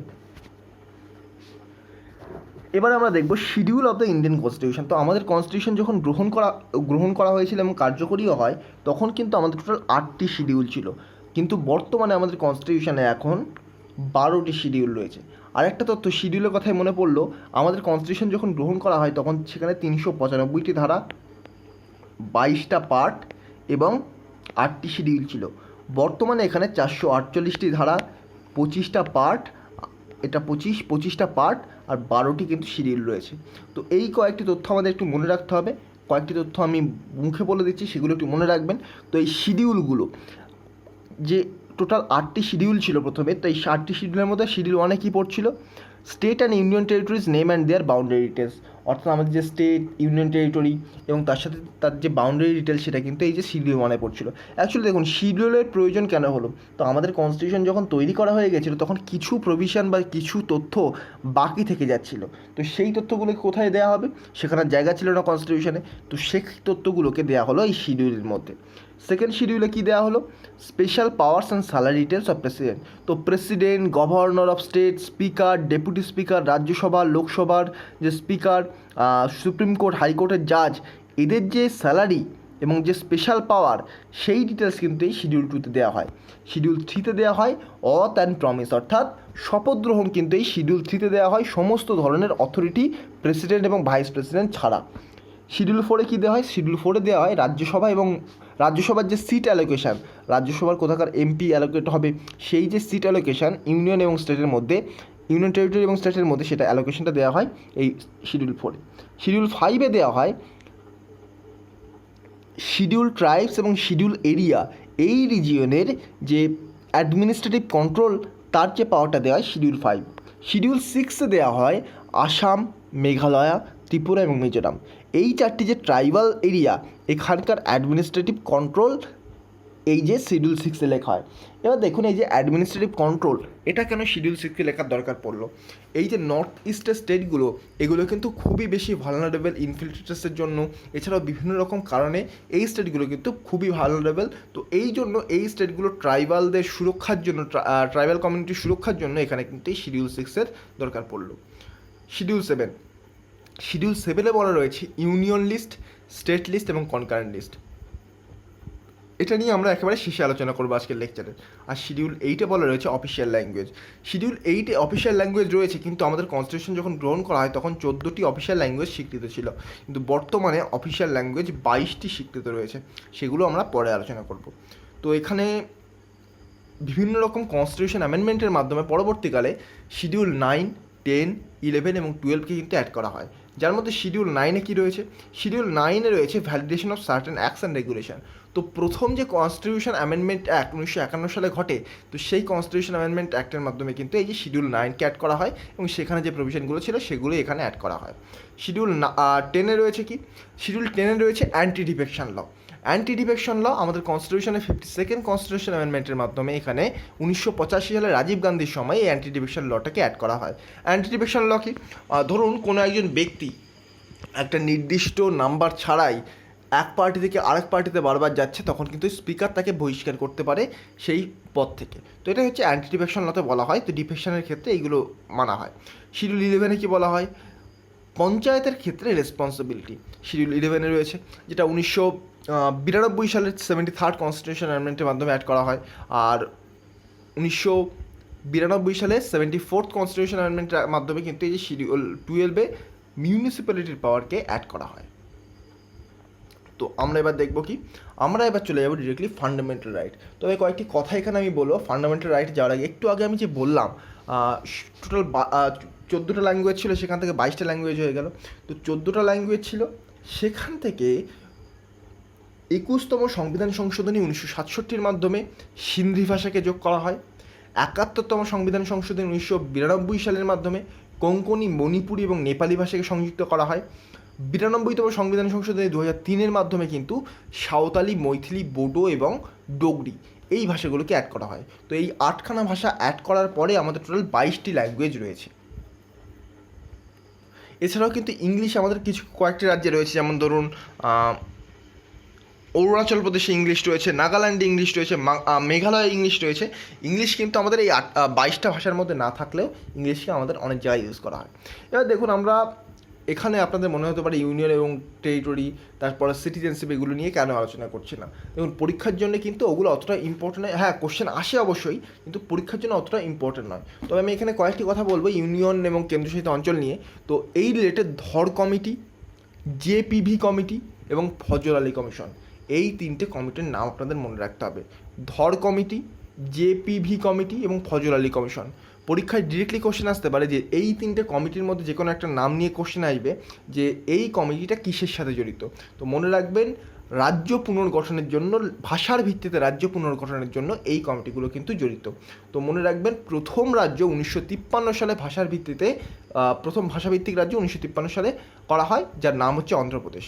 তারপরে কিন্তু 1956 সালে পর্যন্ত 14টি রাজ্য এবং 6টি কেন্দ্রশাসিত অঞ্চল থাকে। তো 1956 সালে আবার অন্ধ্রপ্রদেশ, 1956 সালে কেরালা, এদেরকে গঠন করা হয়। তারপরে 1973 সালে কর্ণাটক নাম গ্রহণ করে। 1956 সালে কর্ণাটক গঠিত হয়, কিন্তু 1973 সালে সেটা কর্ণাটক নাম গ্রহণ করে। এছাড়া 1960 সালে গুজরাট, মহারাষ্ট্র, এগুলো বোম্বে পুনর্গঠন আইনের মাধ্যমে বোম্বে প্রদেশকে ভেঙে দুটো ভাগে ভাগ করা হয়। একটা হচ্ছে মহারাষ্ট্র আর একটা হচ্ছে গুজরাট। এছাড়াও 1966 সালে পাঞ্জাব প্রদেশকে বিভক্ত হয়ে পাঞ্জাব এবং হরিয়ানা করা হয়, আর একটা কেন্দ্রশাসিত অঞ্চলে পরিণত করা হয়, যার নাম হচ্ছে চণ্ডীগড়, পন্ডিচেরি নয়, চণ্ডীগড়। আর 1970 সালে হিমাচল প্রদেশ গঠিত করা হয়। 1971 সালে মণিপুর, ত্রিপুরা, মেঘালয় গঠন করা হয়। এটা সবচেয়ে গুরুত্বপূর্ণ, 1974 সালে সিকিম ভারতের কিন্তু সহযোগী রাজ্যের মর্যাদা পায়, এবং 1975 সালে 36তম সংবিধান সংশোধনী, প্রিভিয়াস ইয়ার্সের কোশ্চেন, 36তম সংবিধান সংশোধনী 1975 সালে সিকিম কিন্তু পূর্ণ রাজ্যের মর্যাদা পায়। এবং তারপরে 1986 সালে মিজোরাম এবং অরুণাচল প্রদেশ গঠিত হয়, এবং 1987 সালে গোয়া গঠিত হয়। আর 2019 সালের 31শে অক্টোবর জম্মু এবং কাশ্মীর রাজ্যটিকে ভাঙা হয়। আর অন্ধ্রপ্রদেশ থেকে তেলেঙ্গানা কত সালে? 2014 সালের 2রা জুন। তো এইগুলো মোটামুটি একটু মনে রাখলে পরীক্ষার জন্য আর আটকাবে না আপনাদের। নেক্সট দেখবো আমরা, নেক্সট রয়েছে আমাদের ফান্ডামেন্টাল রাইট। ফান্ডামেন্টাল রাইট বা মৌলিক অধিকার সবচেয়ে গুরুত্বপূর্ণ আমাদের এই যে পলিটি পার্সপেক্টিভ থেকে। তো মৌলিক অধিকার আমাদের কনস্টিটিউশনে মৌলিক অধিকার কিছু দেওয়া রয়েছে, তার মধ্যে প্রথমে 7খানা মৌলিক অধিকার দেওয়া ছিল। 7খানার মধ্যে কী কী? Right to equality, right to freedom, right against exploitation, right to freedom of religion, cultural and educational right, আর রাইট টু কনস্টিটিউশনাল রিবেটিস। আর সপ্তম হচ্ছে রাইট টু প্রপার্টি, যেটা দেওয়া ছিল। কিন্তু পরবর্তীকালে 1978 সালে 44তম সংবিধান সংশোধনের মাধ্যমে আমাদের 31 বা 31তম যে আর্টিকেল ছিল সেখান থেকে রাইট টু প্রপার্টিকে সরিয়ে আর্টিকেল 300A নিয়ে যাওয়া হয়, যেখানে এটাকে আইনি অধিকার বা লিগাল রাইটের মর্যাদা দেওয়া হয়। কেশবানন্দ ভারতী কেসের পরেই কিন্তু এটা করা হয়, লিগাল রাইটে পরিণত করা হয়। আর লিগাল রাইট মনে রাখবেন, পরীক্ষায় ডিরেক্টলি জিজ্ঞাসা করা হয় রাইট টু প্রপার্টি বর্তমানে লিগাল রাইট, কনস্টিটিউশনাল রাইট নাকি অন্য কোনো টাইপের রাইট। তো মনে রাখবেন এটা কিন্তু লিগাল রাইট। তো এই যে রাইট টু ইকুয়ালিটি কথার অর্থ হচ্ছে সাম্যের অধিকার, রাইট টু ফ্রিডম কথার অর্থ হচ্ছে স্বাধীনতার অধিকার। আর রাইট টু ইকুয়ালিটি আর্টিকেল 14 থেকে 18-এর মধ্যে রয়েছে, রাইট টু ফ্রিডম 19 থেকে 22-এর মধ্যে রয়েছে, রাইট এগেন্স্ট এক্সপ্লয়টেশন 23 এবং 24-এ আছে, right to freedom of religion এটা রয়েছে 25 থেকে 28, কালচারাল অ্যান্ড এডুকেশনাল রাইট এটা রয়েছে 29 থেকে 30 নম্বর আর্টিকেল, সম্পত্তির অধিকার যেটা ছিল 31 নম্বর আর্টিকেলে সেটাকে বর্তমানে সরিয়ে 300A আর্টিকেলে নিয়ে যাওয়া হয়েছে। আর এই যে রাইট টু কনস্টিটিউশনাল রিমেডিস এটা কি অ্যাকচুয়ালি দেখুন, আমাদের যে কনস্টিটিউশনে যে ফান্ডামেন্টাল রাইটগুলোকে দেওয়া হলো, এই ফান্ডামেন্টাল রাইটগুলোকে যদি রক্ষার কোনো রকম প্রভিশন না দেওয়া হয় তাহলে কিন্তু এই ফান্ডামেন্টাল রাইটগুলো দেওয়ার কোনো মানেই হলো না। আপনি ধরুন একটা বালি দিয়ে একটা বাড়ি বানিয়েছেন, সেই বালি দিয়ে বাড়িটা আপনি যদি রক্ষাই না করতে পারেন, একটু যদি জলের ছিটে লাগে সেটা তো ভেঙে যাবে, বা অথবা হাওয়ার যদি একটা ঝটকা লাগে সেটা তো ভেঙে যাবে। আপনি যদি রক্ষাই না করতে পারেন তাহলে তো আপনি সাধারণ মানুষের কাছে শো করতে পারবেন না, বা সেই জিনিসের সৌন্দর্য থাকবে না। তো সেহেতুই কিন্তু এই যে রাইট টু কনস্টিটিউশন রেমেডি তৈরি করা হয়। তবে মনে রাখবেন আমাদের যে মৌলিক অধিকার এটা আমাদের পার্ট 3 কনস্টিটিউশনের আর্টিকেল 12 থেকে 35-এর মধ্যে আলোচনা করা হয়েছে। আর এই পার্টটাকে কিন্তু বলা হয় প্রধান সনদ বা ম্যাগনা কার্টা। একটা জিনিস মনে রাখবেন, ফান্ডামেন্টাল রাইট কিন্তু আমাদের বেসিক স্ট্রাকচারের মধ্যে পড়ে। আর ফান্ডামেন্টাল রাইটকে জরুরি অবস্থায় ছাড়া অন্য কোনো কন্ডিশনে এই ফান্ডামেন্টাল রাইটকে অ্যাবলিশ করা যায় না। তবুও আর্টিকেল 20 এবং আর্টিকেল 21কে কিন্তু একেবারেই অ্যাবলিশ করা যায় না জরুরি কন্ডিশন বা এমার্জেন্সির সময়ও। আর আর্টিকেল 20 এবং 21-এ কী রয়েছে আমরা একটু পরেই দেখব। এছাড়াও আর্টিকেল 19কে কিন্তু শুধুমাত্র যখন বৈদেশিক আক্রমণের কারণে বা এক্সটার্নাল অ্যাগ্রেশনের কারণে এমার্জেন্সি জারি করা হবে তখনই কিন্তু এই আর্টিকেল 19কে অ্যাবলিশ করা যাবে, কিন্তু অভ্যন্তরীণ কারণে বা ইন্টারনাল এমার্জেন্সির কারণে কিন্তু করা যাবে না। এবার আমরা দেখব এক এক করে প্রত্যেকটা। তার আগে আমাদের আর্টিকেল 12 থেকে 14 বা আর্টিকেল 12 এবং 13 এটা তো আমাদের দেখে নিতে হবে। আর্টিকেল 12-তে কী রয়েছে? আর্টিকেল 12-তে এখানে স্টেট কথার অর্থ ব্যাখ্যা করা রয়েছে। স্টেট অর্থে বলা রয়েছে ভারত সরকার বা ভারতের সংসদ, অর্থাৎ ভারত ইন্ডিয়ান গভর্নমেন্ট বা পার্লামেন্ট, রাজ্য সরকারের আইন প্রণয়নকারী শাসনকারী অংশ, পুরসভা অর্থাৎ মিউনিসিপ্যালিটি, পঞ্চায়েত, জেলা বোর্ডের মতো স্থানীয় কর্তৃপক্ষ, অন্যান্য যে স্ট্যাটিউটরি বডি এবং নন স্ট্যাটিউটরি বডি রয়েছে, যেমন ধরুন স্ট্যাটিউটরির মধ্যে সেবি, এনএইচআরসি, নন স্ট্যাটিউটরির মধ্যে ওএনজিসি, এসএআইএল, এই যে বডিগুলো, এই বডিগুলোর কথা কিন্তু বলা রয়েছে। আর আর্টিকেল 13-তে বলা রয়েছে জুডিশিয়াল রিভিউ সম্পর্কে। জুডিশিয়াল রিভিউতে কী বলা হয়েছে? 1973 সালে এই জুডিশিয়াল রিভিউ কিন্তু চেক করা হয়। তো জুডিশিয়াল রিভিউ কিন্তু অ্যাকচুয়ালি এমন একটা আইন যেটা হলো, ধরুন ফান্ডামেন্টাল রাইটের বিরুদ্ধে কোনো একটা আইন তৈরি করা হলো, অটোমেটিকলি জুডিশিয়াল রিভিউয়ের মাধ্যমে কিন্তু সেই আইনটি অবৈধ বলে ঘোষণা হবে বা সেই সংশোধন আইনটি অবৈধ বলে ঘোষিত হবে। তো এটাই হচ্ছে সাধারণত জুডিশিয়াল রিভিউ। আর এর পাওয়ারটা কিন্তু সুপ্রিম কোর্ট, হাইকোর্ট উভয়ের কাছেই থাকে, কিন্তু এর বেশিরভাগ পাওয়ারটা কিন্তু সুপ্রিম কোর্টের কাছে রয়েছে। নেক্সট দেখবো আমরা রাইট টু ইকুয়ালিটি বা আর্টিকেল 14 to 18। আর্টিকেল 14-এ জাস্ট আমরা যেহেতু আমরা এখানে ম্যারাথন ক্লাস করছি তো আমরা জাস্ট বেশি ডেপথে যাব না, জাস্ট বলে দিচ্ছি রাইট টু ইকুয়ালিটি এবং ইকুয়াল প্রোটেকশন অফ ল, অর্থাৎ রক্ষিত হওয়ার অধিকার এবং সমানভাবে ট্রিট হওয়ার অধিকার, এটা কিন্তু আর্টিকেল 14 আমাদের দেয়। আর্টিকেল 15 বলে prohibition of discrimination against religion, race, sex, caste, place of birth, অর্থাৎ race, sex, caste, place of birth এর বেসিসে কিন্তু কোনো রকম ডিসক্রিমিনেশন করা যাবে না। আর্টিকেল 16 বলে সমগ্র ক্ষেত্রে গভর্নমেন্ট সার্ভিস বলুন আর যে কোনো ক্ষেত্রে কিন্তু আমাদের ইকুয়াল অপরচুনিটি দিতে হবে। আর্টিকেল 17 বলে আনটাচেবিলিটি বা অস্পৃশ্যতাকে দূর করতে হবে। এবং আর্টিকেল 18 বলে যে টাইটেল, যে কোনো টাইটেল কিন্তু নেওয়া যাবে না। টাইটেল বলতে কেমন বোঝানো হয়? বিভিন্ন ধরুন রাজা, রাজাধিরাজ, মহারাজা, এরকম টাইটেল কিন্তু নেওয়া যাবে না। তবে প্রেসিডেন্টের পারমিশন নিয়ে বাইরের কোনো দেশের কাছ থেকে কিন্তু খেতাব অবশ্যই নেওয়া যাবে। এছাড়াও আর্টিকেল 19 রয়েছে, এটা স্বাধীনতার অধিকার। আর্টিকেল 19-এর মধ্যে অনেক কিছুই রয়েছে, 6টা আবার পার্ট রয়েছে। Freedom of speech and expression রয়েছে, অর্থাৎ বাক স্বাধীনতা, মতামত প্রকাশের স্বাধীনতার অধিকার রয়েছে। শান্তিপূর্ণ নিরস্ত্রভাবে সমবেত হওয়ার অধিকার রয়েছে। সংঘ বা সমিতি গঠনের অধিকার রয়েছে। ভারতের সর্বত্র চলাফেরা করার অধিকার রয়েছে। ভারতের যে কোনো অঞ্চলে স্বাধীনভাবে বসবাস করার অধিকার রয়েছে। যে কোনো বৃত্তি, পেশা বা ব্যবসা বাণিজ্য করার অধিকার রয়েছে। এগুলো কিন্তু আমাদের আর্টিকেল 19 অবশ্যই আমাদের প্রোভাইড করে। আর্টিকেল 20 আমাদের বলে আমরা যদি কোনো কারণে দোষী সাব্যস্ত হই এবং শাস্তি আমাদের দেওয়া হয়, কিন্তু আমরা কোনো রকম অপরাধ করিনি এবং আমাদের কোনো রকম সুযোগ দেওয়া হচ্ছে না সেটা সেই অপরাধটা সাব্যস্ত না হতে দেওয়ার, তো এই যে এই কন্ডিশন থেকে বার হওয়ার জন্য, অর্থাৎ অ্যারেস্ট থেকে বাঁচার জন্য কিন্তু আর্টিকেল 20 আমাদের প্রোটেক্ট করে। আর্টিকেল 21 আমাদের জীবন এবং ব্যক্তিগত স্বাধীনতা দেয়। যেমন ধরুন, গোপনীয় থাকার অধিকার, আশ্রয়ের অধিকার, স্বাস্থ্যের অধিকার, বিনামূল্যে আইনি সাহায্য পাওয়ার অধিকার, 14 বছর বয়স পর্যন্ত বিনা বেতনে শিক্ষার অধিকার, সম্মানের সঙ্গে জীবনযাপন করার অধিকার, সেগুলো কিন্তু আর্টিকেল 21 দেয়। আর্টিকেল 21-এর এটা কিন্তু খুব ইম্পর্টেন্ট। আর্টিকেল 21-এর যেহেতু রয়েছে, তাহলে অ্যামেন্ডমেন্ট বোঝাচ্ছে। তো 2002 সালের 86তম সংবিধান সংশোধনের মাধ্যমে 21-এর বা 21-এর ক নম্বর এই যে ধারাটি, এটাকে যোগ করা হয়। আর এই ধারায় বলা হয় যে রাষ্ট্র 6 থেকে 14 বছর বয়স্ক প্রতিটি শিশুর জন্য অবৈতনিক এবং বাধ্যতামূলক শিক্ষা ব্যবস্থা করবে। খুবই ইম্পর্টেন্ট একটি আর্টিকেল। তারপর রয়েছে আর্টিকেল 22। তো আর্টিকেল 22-র সাথে আর্টিকেল 20-র একটু কিন্তু পার্থক্য রয়েছে, গুলিয়ে ফেলবেন না। আর্টিকেল 22-তে বলা হয় গ্রেপ্তারি ও আটক হওয়া থেকে সুরক্ষা, আর আর্টিকেল 20-তে বলা হয় দোষী সাব্যস্ত হওয়া থেকে সুরক্ষা। মনে রাখবেন, ভেরি ভেরি ইম্পর্টেন্ট দুটি আর্টিকেল। আর আর্টিকেল 44তম সংবিধান সংশোধনের মাধ্যমে বলা হয় যে নিবর্তনমূলক আটক, অর্থাৎ আগে থেকে যদি কোনো কারণে আটক করা হয় তাহলে কিন্তু সেটা ম্যাক্সিমাম আগে ছিল 3 মাস পর্যন্ত, তার মধ্যে উপদেষ্টা পর্ষদের মতামত গ্রহণ না করে 3 মাস আটকে রাখা যেত। কিন্তু বর্তমানে 44তম সংবিধান সংশোধনের মাধ্যমে সেই আটক করার টেনিওরটা 2 মাস করা হয়, কিন্তু সেটাকে কিন্তু মানা হয় না। নেক্সট দেখবো right against exploitation, article 23-24। Article 23 এবং 24-এ রয়েছে শোষণের বিরুদ্ধে অধিকার, যার মধ্যে আর্টিকেল 23-এ রয়েছে মানুষ ক্রয় বিক্রয়, বেকার খাটানো নিষিদ্ধকরণ, এটা আর্টিকেল 23-এ রয়েছে। আর্টিকেল 24-এ রয়েছে শিশুদের কারখানা, বিভিন্ন রকম যে বিপজ্জনক জায়গা, সাধারণত 14 বছরের কম বয়সী যে শিশু, তাদেরকে কিন্তু সেখানে না যাওয়ার বা সেখানে কোনো রকম কাজ করতে না দেওয়ার। নেক্সট আমরা দেখব রিলেটেড আর্টিকেল ধর্মীয় স্বাধীনতার অধিকার, আর্টিকেল 25 থেকে 28। আর্টিকেল 25 কী রয়েছে? আর্টিকেল 25-এ রয়েছে বিবেকের স্বাধীনতা দেওয়া হয়েছে এবং ধর্ম স্বীকার, ধর্ম পালন এবং ধর্ম প্রচারের স্বাধীনতা দেওয়া হয়েছে আর্টিকেল 25-এ। যেখানে আর্টিকেল 26 আবার আমাদের বলে যে ধর্মীয় কার্যাবলী পরিচালনের স্বাধীনতা, সেটা আমাদের আর্টিকেল 26 দেয়।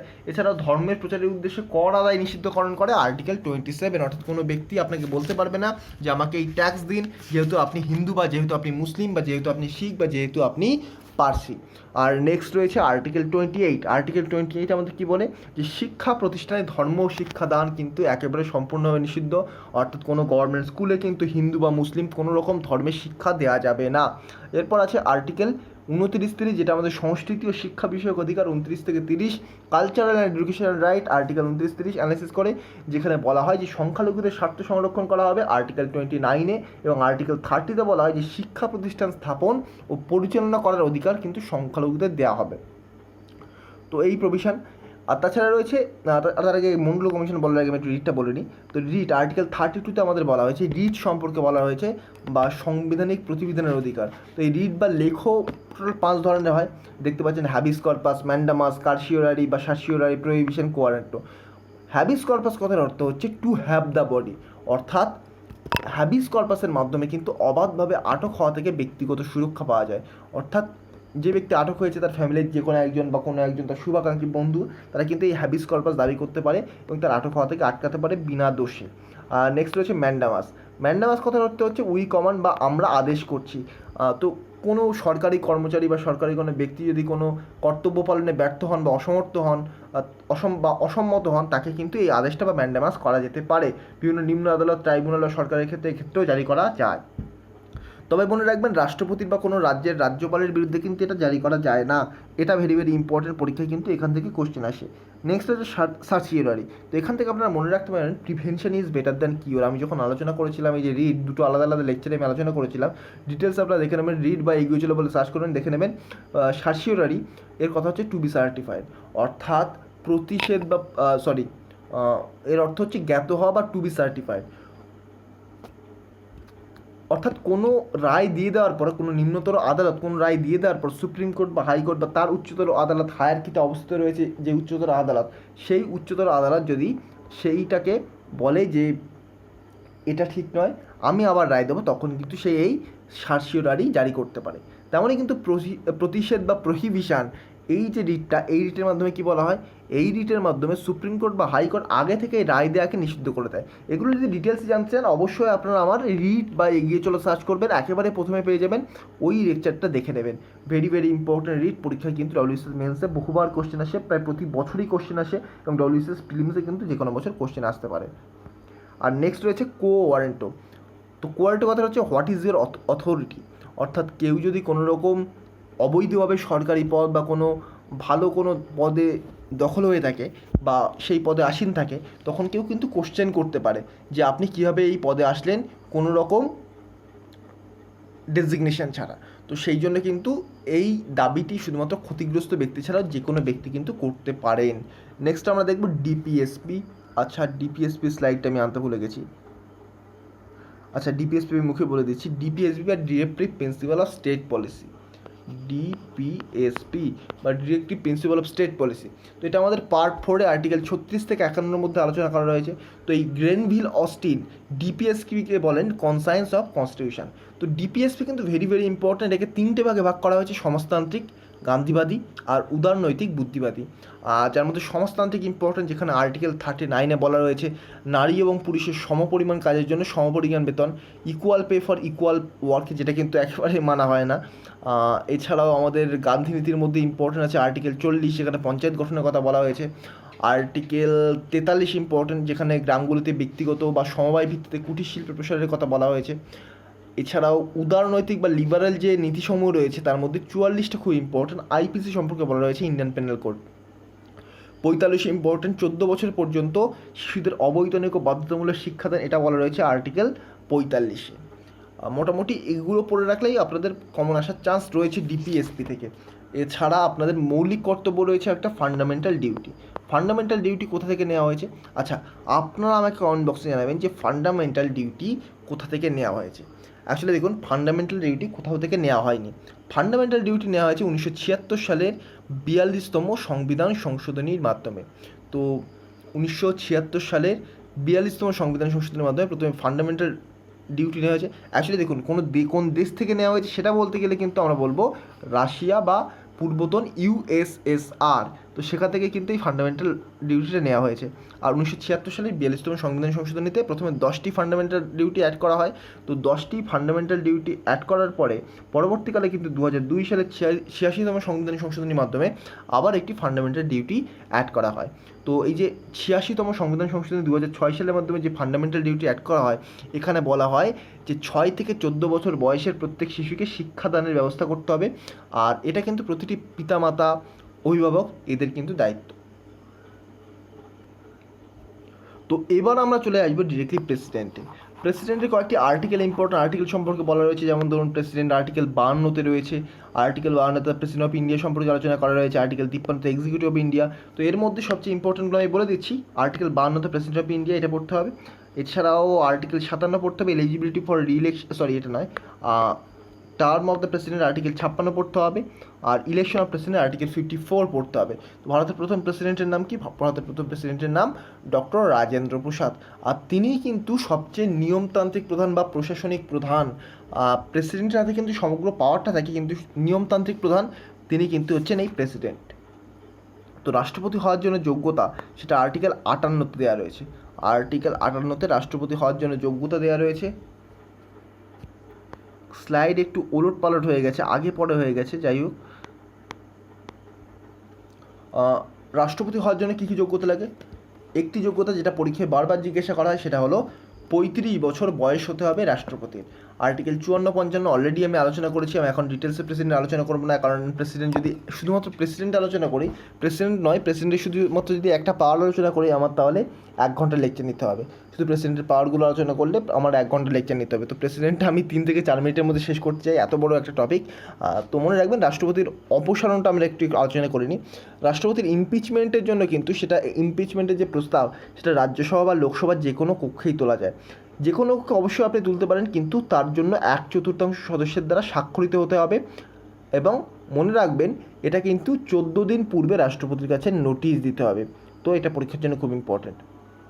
আর যদি 1/4 সদস্য স্বাক্ষর করে দেন তখন সেই পক্ষে 2/3 মেজরিটি দ্বারা বা 2/3 ভাগ ভোট দ্বারা বা মেজরিটি দ্বারা, স্পেশাল মেজরিটি দ্বারা, এবং অন্য কেউ 2/3 ভাগ স্পেশাল মেজরিটি দ্বারা কিন্তু পাস হতে হবে। তখনই কিন্তু রাষ্ট্রপতিকে অপসারণ করা যেতে পারে। আর রাষ্ট্রপতির পদ শূন্য হয় আর্টিকেল 62 নম্বর ধারা অনুযায়ী। এবার রাষ্ট্রপতির পাওয়ারগুলো আমরা একটু দেখে নেব। আচ্ছা, আবার গুলিয়ে ফেলেছি এখানে স্লাইডগুলো। যাই হোক, এক্সিকিউটিভ পাওয়ার, রাষ্ট্রপতির কিন্তু সাধারণত ওয়াইড রেঞ্জের পাওয়ার রয়েছে। যেমন ধরুন এক্সিকিউটিভ পাওয়ারের মধ্যে তিনি কিন্তু নিয়োগ করতে পারেন, প্রধানমন্ত্রীকে নিয়োগ করতে পারেন, প্রধানমন্ত্রীর পরামর্শে অন্যান্য মন্ত্রীদের নিয়োগ করতে পারেন, সুপ্রিম কোর্ট, হাইকোর্টের শীর্ষ বিচারপতিদের এবং অন্যান্য বিচারপতিদের নিয়োগ করতে পারেন, attorney general of India, controller auditor general of India এদেরকে নিয়োগ করতে পারেন, ইউপিএসসির চেয়ারম্যানদের নিয়োগ করতে পারেন, অর্থ কমিশনের চেয়ারম্যানকে নিয়োগ করতে পারেন, আন্তঃরাজ্য কমিশন বা আন্তঃরাজ্য পরিষদ, ইন্টারস্টেট কাউন্সিল তার সদস্যদের নিয়োগ করতে পারেন, অন্যান্য রাজ্যপালদের নিয়োগ করতে পারেন, শিডিউল এরিয়া ঘোষণা করতে পারেন। এগুলো কিন্তু তার এক্সিকিউটিভ পাওয়ারের মধ্যে আসে। নেক্সট হচ্ছে লেজিসলেটিভ বা আইন সংক্রান্ত ক্ষমতার মধ্যে তিনি কিন্তু অর্ডিন্যান্স জারি করতে পারেন। 123 নম্বর ধারা বলে পার্লামেন্টের অধিবেশন যখন বন্ধ থাকে তখন কিন্তু অর্ডিন্যান্স জারি করতে পারেন। তবে পার্লামেন্টের অধিবেশন শুরু হওয়ার দিন থেকে 6 সপ্তাহের মধ্যে ওই যে অর্ডিন্যান্স সেটা কিন্তু পার্লামেন্ট দ্বারা অনুমোদিত হতে হয়, তবেই কিন্তু সেই অর্ডিন্যান্সটি বজায় থাকে, না হলে থাকে না। আর controller auditor general of India, C&AG, UPSC, অর্থ কমিশন বা ফিনান্স কমিশন, তাদের যে রিপোর্ট সেই রিপোর্ট কিন্তু এই প্রেসিডেন্টের কাছেই জমা দেন এবং প্রেসিডেন্ট সেগুলোকে পার্লামেন্টের সামনে পেশ করেন। আর কোনো বিল মানি বিল হলে সেক্ষেত্রে কিন্তু প্রেসিডেন্টের কাছ থেকে আগের থেকে পারমিশন নেওয়া হয় মানি বিলের জন্য। তিনি কিন্তু মানি বিল ফেরত পাঠাতে পারেন না, কিন্তু সাধারণ যে বিল তিনি সম্মতি দিতে পারেন, সম্মতি নাও দিতে পারেন বা ফেরত পাঠাতে পারেন। এমার্জেন্সি পাওয়ারের মধ্যে কী রয়েছে? এমার্জেন্সি পাওয়ার প্রেসিডেন্টের আর্টিকেল 352, 356 এবং 360-এর মাধ্যমে কিন্তু তিনি এমার্জেন্সি পাওয়ার জারি করতে পারেন। 352-তে ন্যাশনাল এমার্জেন্সি রয়েছে, 356-তে স্টেট এমার্জেন্সি এবং 360-এ ফিনান্সিয়াল এমার্জেন্সি। এখনও পর্যন্ত ফিনান্সিয়াল এমার্জেন্সি জারি করা হয়নি কখনো, তবে 1970-এর দশকে, 1960-এর দশকে ন্যাশনাল এমার্জেন্সি এখনও পর্যন্ত 3 বার জারি করা হয়। ন্যাশনাল এমার্জেন্সি 1962, 1971 এবং 1975 সালে কিন্তু জারি করা হয়। 3 বার টোটাল ন্যাশনাল এমার্জেন্সি এবং স্টেট এমার্জেন্সি কিন্তু অসংখ্যবার জারি করা হয়, তো সেটা আমাদের পরীক্ষার জন্য ইম্পর্টেন্ট নয়। তবে মনে রাখবেন যে কোনো যখন ন্যাশনাল এমার্জেন্সি প্রেসিডেন্ট জারি করেন তখন কিন্তু সেটা 6 মাস পর্যন্ত জারি থাকতে পারে, তারপর আবার সেটাকে অনির্দিষ্টকালের জন্য বাড়িয়ে দেওয়া যেতে পারে 6 মাস পরে গিয়ে। তো এখানে এই 3টে পাওয়ার আমরা দেখলাম। তবে একটু মনে রাখবেন যে প্রেসিডেন্টের ক্ষেত্রে যে 356 নম্বর ধারায় স্টেট এমার্জেন্সি রয়েছে, এই স্টেট এমার্জেন্সির মধ্যে কিন্তু 6 মাসই কিন্তু থাকতে পারে, তারপর ক্রমে সর্বাধিক 3 বছর পর্যন্ত জারি থাকতে পারে, এটাকে কিন্তু বাড়ানো যেতে পারে। আর ভেটো পাওয়ারটা আমরা একবার দেখে নেব। ভেটো পাওয়ার 4 ধরনের ভেটো রয়েছে, কিন্তু ভারতের প্রেসিডেন্টের 3 ধরনের ভেটোর পাওয়ার রয়েছে: অ্যাবসলিউট ভেটো, সাসপেন্সিভ ভেটো আর পকেট ভেটো। অ্যাবসলিউট ভেটোর কথার অর্থ হচ্ছে একেবারে যে কোনো বিলকে তিনি একেবারে খারিজ করে দিতে পারেন। কোয়ালিফাইড ভেটো হচ্ছে তিনি সেই বিলটাকে আরেকবার পাঠাতে পারেন চেক করার জন্য। আর কোয়ালিফাইড ভেটো তিনি বিলটাকে আবার পাঠাতে পারেন, তারপর আবার যদি মেজরিটি নিয়ে সেই বিলটা পাস হয় তখনই কিন্তু সেই বিলটি স্বীকৃত হবে। সেটা কিন্তু আমেরিকান কনস্টিটিউশনে রয়েছে, ভারতের কনস্টিটিউশনে নেই। সাসপেন্সিভ ভেটো হলে তিনি কিন্তু একেবারে সেই ভেটো প্রয়োগ করে বিলটাকে পুনর্বিবেচনার জন্য পার্লামেন্টে প্রেরণ করেন, কিন্তু পার্লামেন্ট থেকে বিলটা যদি আবার ফিরে আসে তাহলে কিন্তু প্রেসিডেন্ট সাইন করতে বাধ্য। আর পকেট ভেটো হচ্ছে প্রেসিডেন্ট কিন্তু অনির্দিষ্টকালের জন্য সেই বিলটাকে নিজের কাছে আটকে রাখতে পারে। তো নেক্সট দেখব power and function of vice president. তো আরেকটা জিনিস, ভেটো কিন্তু 111 নম্বর আর্টিকেলে রয়েছে। আচ্ছা, আরেকটা স্লাইড আমাদের মিস হয়ে গেছে, এই যে pardoning power of president. Article 72-তে প্রেসিডেন্টের পার্ডনিং পাওয়ার বা ক্ষমা করার অধিকার রয়েছে, যেখানে পার্ডন বা কমপ্লিটলি ফ্রি বা সম্পূর্ণ ক্ষমা করে দেওয়ার ক্ষমতা রয়েছে। পার্ডনের মাধ্যমে রিফ্রাইক কথার অর্থ হচ্ছে কোনো শাস্তি প্রদানে অস্থায়ী স্থগিতাদেশ দেওয়া, অর্থাৎ এখন শাস্তি দেওয়া হবে না, 1 মাস পরে দেওয়া হবে। রেমিশন কথার অর্থ হচ্ছে একটু কম শ্রমমূলক শাস্তি দেওয়া, কোনো গর্ভবতী বন্দিনী তাকে কঠোর শাস্তির পরিবর্তে একটু কম টাইপের শাস্তি দেওয়া। রেমিশন কথার অর্থ হচ্ছে শুধুমাত্র তার সময়কালকে বদলে দেওয়া। কমিউটেশন কথার অর্থ হচ্ছে সহজে পালনীয় শাস্তিতে পরিণত করা। এগুলোই কিন্তু এই পার্ডনিং পাওয়ার অফ প্রেসিডেন্ট রয়েছে আর্টিকেল 72, এবং সেটা গভর্নরের ক্ষেত্রে আর্টিকেল 161 রয়েছে। এরপর চলে আসবে ভাইস প্রেসিডেন্ট। ভাইস প্রেসিডেন্ট রয়েছে আমাদের কনস্টিটিউশনে আর্টিকেল 63-তে। আর্টিকেল 63-তে ভাইস প্রেসিডেন্ট সম্পর্কে আলোচনা রয়েছে, আর তার বয়সও কিন্তু 35 বছর হতে হয়। আর প্রেসিডেন্ট যদি না থাকেন তার জায়গায়, তার সমস্ত প্রেসিডেন্টের সমস্ত ক্ষমতা কিন্তু ভোগ করেন ভাইস প্রেসিডেন্ট। ভাইস প্রেসিডেন্ট পদাধিকার বলে সবসময়ই রাজ্যসভার চেয়ারপারসন হন, আর তার স্যালারি হলো 4 লাখ টাকা, এবং তার স্যালারি দেওয়া হয় কনসলিডেটেড ফান্ড অফ ইন্ডিয়া থেকে। তা পাওয়ার এবং ফাংশনের মধ্যে কোনগুলো ইম্পর্টেন্ট? রাষ্ট্রপতি যদি মারা যান, রাষ্ট্রপতি যদি পদত্যাগ করেন, অপস্থিত হন, কোনো অসুস্থ হলে সমস্ত দায় বা সমস্ত যে ভার রাষ্ট্রপতি পদের, সেটা কিন্তু ভাইস প্রেসিডেন্ট পালন করেন। আর রাষ্ট্রপতির পদ শূন্য হলে সেই দায়িত্ব গ্রহণ করতে পারেন, কিন্তু ম্যাক্সিমাম 6 মাসের জন্য। আর উপরাষ্ট্রপতির পদের জন্য কিন্তু কোনো রকম তিনি স্যালারি পান না। উপরাষ্ট্রপতি হওয়ার জন্য তিনি রাজ্যসভার ভাইস চেয়ারপারসন হন, তার জন্য কিন্তু তিনি স্যালারিটা পান। আর তার রাজ্যসভার সদস্য না হওয়ার জন্য তার কোনো রকম ভোটিং পাওয়ার নেই। তো এবার আমরা চলে আসবো ডিরেক্টলি পার্লামেন্ট। প্রেসিডেন্ট আমরা প্রাইম মিনিস্টার আমরা দেখবো না, অতটা পরীক্ষার জন্য ইম্পর্টেন্ট, তবে জেনে রাখবেন 74 নম্বর আর্টিকেলে কাউন্সিল অফ মিনিস্টার এবং 75 নম্বর আর্টিকেলে প্রেসিডেন্ট সম্পর্কে বলা রয়েছে। তো নেক্সট আমরা দেখব পার্লামেন্ট। পার্লামেন্ট টোটাল 3টে ভাগে ভাগ করা হয়, প্রেসিডেন্ট, রাজ্যসভা এবং লোকসভা, যার মধ্যে প্রেসিডেন্ট আমরা দেখে ফেললাম। একটা পার্থক্যের মাধ্যমে রাজ্যসভা এবং লোকসভা আমরা দেখে ফেলবো। তো অ্যাকচুয়ালি দেখুন, লোকসভার হাই স্ট্রেংথ 552, রাজ্যসভার হাই স্ট্রেংথ 550, যার মধ্যে 250, যার মধ্যে বর্তমানে কিন্তু লোকসভায় 242 জন, 243-এর মধ্যে একজনও মারা গেছেন, আর 250-এর জন্য কিন্তু বর্তমানে 245 জন আসীন রয়েছেন। আর লোকসভা ডিরেক্টলি ইলেক্টেড হন, লোকসভার মেম্বাররা ডিরেক্টলি ইলেক্ট হন, রাজ্যসভার মেম্বাররা কিন্তু ডিরেক্টলি ইলেক্ট হন না। তো বিভিন্ন স্টেট অ্যাসেম্বলির মেম্বারদের দ্বারাই কিন্তু ইলেক্ট হন। আর মানি বিল এবং কনস্টিটিউশন অ্যামেন্ডমেন্ট বিল, তার মধ্যে স্পেশালি কিন্তু মানি বিল কিন্তু ইন্ট্রোডিউস করার পাওয়ার রয়েছে শুধুমাত্র এই যে লোকসভার, রাজ্যসভার কিন্তু নেই। আর রাজ্যসভার মেম্বারদের বয়স মিনিমাম 30 হতে হয়, সেই জন্য বয়োজ্যেষ্ঠ কক্ষ বলা হয়। আর লোকসভার মেম্বারদের বয়স মিনিমাম 25 হতে হয়। তো এটা একটু মনে রাখবেন। আর মানি বিল তোলার রাইট শুধুমাত্র লোকসভার রয়েছে, রাজ্যসভার কিন্তু মানি বিলের তোলার রাইট নেই। আর যদি কোনো ক্ষেত্রে অর্থ বা রাজস্ব বিল ছাড়া অন্যান্য বিলের ক্ষেত্রে লোকসভায় উত্থাপিত হয় এবং লোকসভা এবং রাজ্যসভার মধ্যে মতের মিল না হয়, তখন কিন্তু প্রেসিডেন্ট ডেডলক সিচুয়েশন ঘোষণা করতে পারেন। সেখানে স্পিকার কিন্তু সভাপতিত্ব করেন, সেই যে কন্ডিশন, সেখানে স্পিকার সভাপতিত্ব করেন এবং যৌথ অধিবেশন সেখানে অনুষ্ঠিত হয়।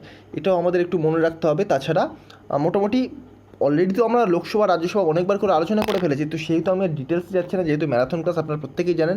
আমি টপিকগুলো ধরে একটু দেখিয়ে দিচ্ছি কোনগুলো একটু রিভিশন আপনাদের ভালো করে করতে হবে পরীক্ষায়, যাতে কোশ্চেন আসতে পারে। আর লোকসভা কিন্তু রাজ্যসভার থেকে বেশি পাওয়ারফুল, যে কোনো ক্ষেত্রে লোকসভা রাজ্যসভার থেকে বেশি পাওয়ারফুল, আর রাজ্যসভা কিন্তু কম পাওয়ারফুল। তো এরপর আমরা একটু স্পিকার সম্পর্কে দেখে নিই। স্পিকার আমাদের কনস্টিটিউশন আর্টিকেল 93-তে রয়েছে। স্পিকার, তার যে স্যালারি সেটা কনসলিডেটেড ফান্ড অফ ইন্ডিয়া থেকে দেওয়া হয়। তাছাড়া স্পিকারকে কিন্তু নিযুক্ত করা হয় যে দল জয়ী হয়, সেই দলের মধ্যে থেকে একজন মেম্বারকে, বয়োজ্যেষ্ঠ বা একজন নেতৃত্ব বা লিডারকেই কিন্তু স্পিকার হিসেবে নেওয়া হয়।